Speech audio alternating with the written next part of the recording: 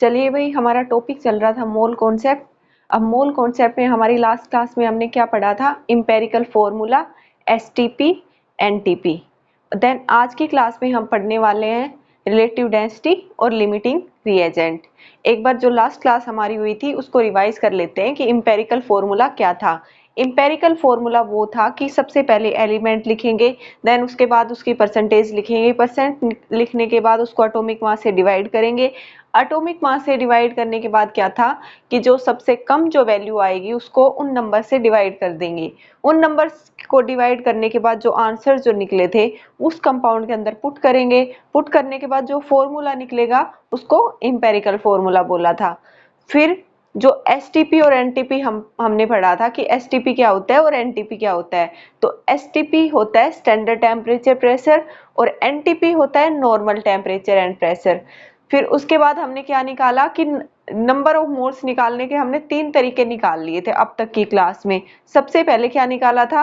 Wait in grams by atomic weight और molecular weight. फिर उसके बाद हमने निकाला था नंबर ऑफ मोल्स निकालने का तरीका कि नंबर ऑफ एटम्स हमें पता हो या फिर नंबर ऑफ मॉलिक्यूल्स हमें पता हो, उसको Na से डिवाइड कर दो। और थर्ड हमने पढ़ा था एसटीपी और एनटीपी से हमारा फॉर्मूला निकला था कि volume of gas at STP by 22.4 litre. इससे भी हम नंबर ऑफ मोल्स निकाल सकते हैं। यदि हमसे एमएल में पूछता है तो उसको 100 से मल्टीप्लाई कर देंगे। तो अब तक की क्लास में हम यहाँ तक पढ़ चुके हैं। आज के जो हमारे टॉपिक है वो है रिलेटिव डेंसिटी, दूसरा है लिमिटिंग रिएजेंट। तो हेडिंग डालिए रिलेटिव डेंसिटी।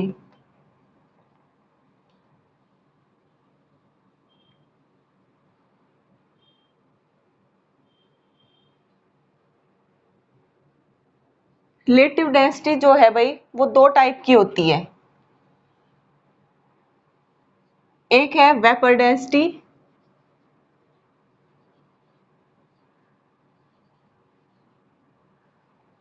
और दूसरी है स्पेसिफिक ग्रेविटी। क्या होती है relative density? Density of A compound या density of with respect to density of B compound, यानी कि ए के रेस्पेक्ट में बी। ठीक है।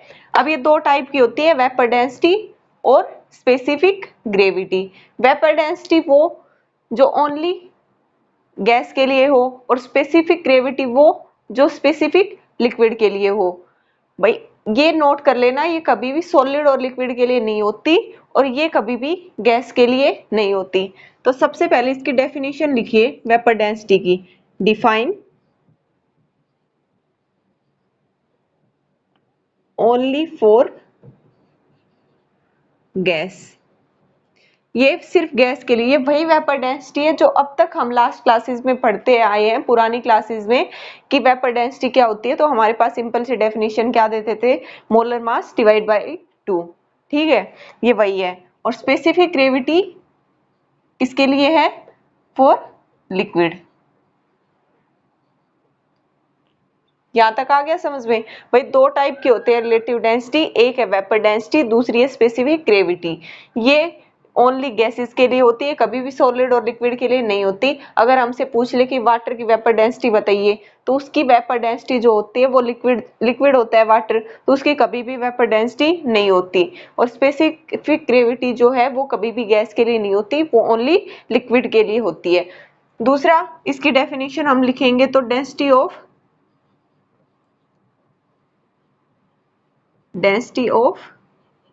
gas with respect to density of hydrogen gas. ठीक है, कभी भी अगर गैस की हम डेंसिटी निकाल रहे हो तो हमेशा इसके रेस्पेक्ट में किसकी होगी? S2 गैस की। ये डेफिनेशन होगी वेपर डेंसिटी की। अब जैसे हम सबसे पहले वेपर डेंसिटी का ही कर लेते हैं, हम लेते हैं PV इक्वल टू nRT। ठीक है, ये निकालते हैं हम। तो क्या करेंगे?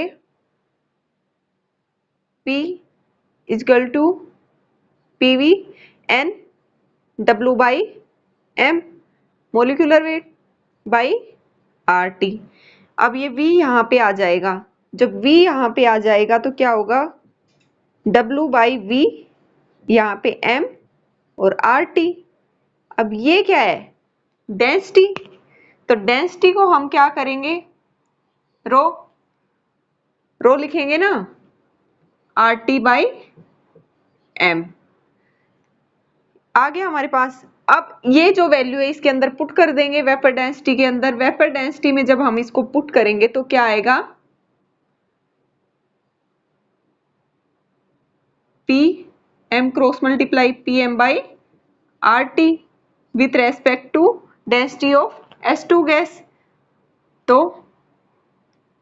P into 2 by RT। S2 का मोलिकुलर मास 2 होता है, तो क्या आ जाएगा? M by 2। आ गया vapour density molar mass by 2, जो हमने अब तक की क्लासेस में पढ़ा है। देखिए सबसे पहले क्या होता है, रिलेटिव डेंसिटी टू टाइप्स की होती है, एक होता है वेपर डेंसिटी और दूसरा है स्पेसिफिक ग्रेविटी। अब वेपर डेंसिटी जो होती है वो ओनली गैसेस के लिए होती है, स्पेसिफिक ग्रेविटी लिक्विड्स के लिए होती है। वेपर डेंसिटी का मतलब होता है डेंसिटी ऑफ गैस किसके रेस्पेक्ट में? हाइड्रोजन गैस के रेस्पेक्ट में। फिर हमारे पास आइडियल गैस सिचुएशन होती है PV equal to NRT। PV equal to N यानी कि W by weight by molecular weight by RT।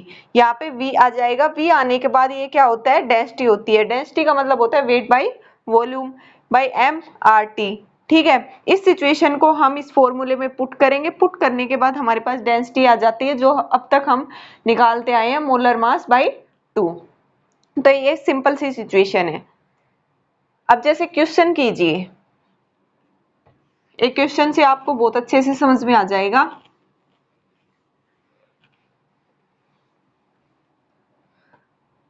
Density of, question है डेंसिटी ऑफ Cl2 गैस किसके रेस्पेक्ट में? O2 गैस के। ठीक है, O2 गैस के रेस्पेक्ट में। तो सबसे क्या होगा? मोलिकुलर वेट लिखेंगे किसका? Cl2 का। और ये किसके रेस्पेक्ट में? Molecular weight of O2 gas. तो मोलिकुलर वेट Cl2 का कितना होगा? 71 और O2 का 32। ठीक है भाई, दोनों का मोलिकुलर वेट लिख लेंगे तो इससे आंसर आ जाएगा। इसका मतलब यही हुआ वेपर डेंसिटी का कि किसी भी गैस का दूसरे गैस के रेस्पेक्ट में ही हमेशा आंसर आएगा, तभी हमारी वेपर डेंसिटी निकलेगी। अब जो है वो है स्पेसिफिक ग्रेविटी। स्पेसिफिक ग्रेविटी क्या होता है? स्पेसिफिक ग्रेविटी जो है वो ओनली लिक्विड्स के लिए होती है, ये कभी भी गैस के लिए नहीं होती। तो क्या होगा? डेंसिटी ऑफ लिक्विड, और लिक्विड क्या है? वाटर। तो density of water at 4 degree Celsius. भाई 4 डिग्री सेल्सियस के ऊपर है तो क्या आएगा हमारे पास? जैसे हम क्वेश्चन लेते हैं H2SO4 का, डेंसिटी ऑफ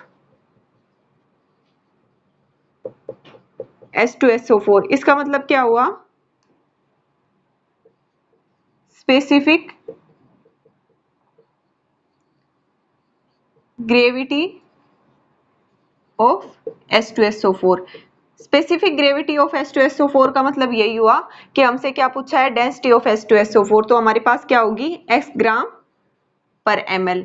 अब हमसे ये पूछता है कि डेंसिटी वाटर की 4 डिग्री सेल्सियस पे कितनी होती है? तो 4 डिग्री सेल्सियस पे हमेशा होती है 1 ग्राम पर ml।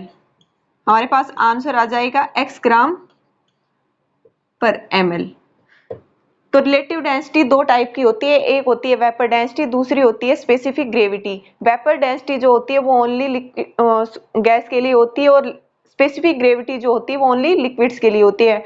वो कभी भी सॉलिड और लिक्विड के लिए नहीं होती। अब जो वेपर डेंसिटी होती है उसका मतलब होता है मोलर मास बाई 2, जो अब तक हम लास्ट क्लासेस में पढ़ते हुए आए हैं। और स्पेसिफिक ग्रेविटी जो होती है वो ओनली लिक्विड्स के लिए होती है। अब जो नेक्स्ट जो टॉपिक है वो हमारा है लिमिटिंग रिएजेंट। लिमिटिंग रिएजेंट क्या होता है?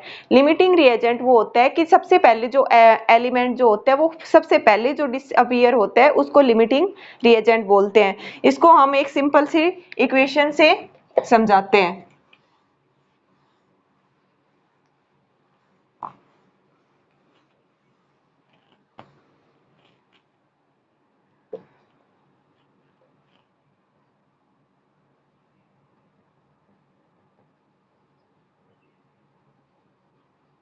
लिमिटिंग रिएजेंट, इसके लिए हम एक सिंपल सी इक्वेशन लेते हैं 2a + 3b 5c। ठीक है, अब हमसे इसमें ये पूछते हैं कि इसमें लिमिटिंग रिएजेंट कौन सा है। इसका पता लगाने के लिए हमें एक डेफिनेशन में इनकी वैल्यू दी होती है। इसके 5 मोल्स, मान लीजिए t = 0 पे इसके 5 मोल्स हैं, इसके 7 मोल्स हैं और इसके 0 मोल्स हैं। तो क्या करेंगे, सबसे पहले इसको इसके कोफिशिएंट से डिवाइड कर देंगे। इसको इसके कोफिशिएंट से डिवाइड करने के बाद हमारे पास क्या वैल्यू आती है 2.5, और इसको इसके कोफिशिएंट से डिवाइड करेंगे तो हमारे पास वैल्यू आएगी 2.3। अब इसमें सबसे कम जो होगा वो होगा लिमिटिंग रिएजेंट, और सबसे कम कौन सा है? बी। तो B is limiting reagent. Then उसके बाद निकालेंगे कैसे, यहाँ पे वैल्यू 5 - 2x, इनके कोफिशिएंट जो है उसको माइनस कर देंगे इससे, 7 - 3x और इसके 5x। तो 7 - 3x जो होगा वो किसके बराबर होगा? 0। तो x क्या आएगा हमारे पास? 7/3। अब जो x की वैल्यू जो आई है वो इन सब इक्वेशंस में पुट कर देंगे, हमारा आंसर निकल जाएगा। तो लिमिटिंग रिएजेंट का मतलब क्या हुआ?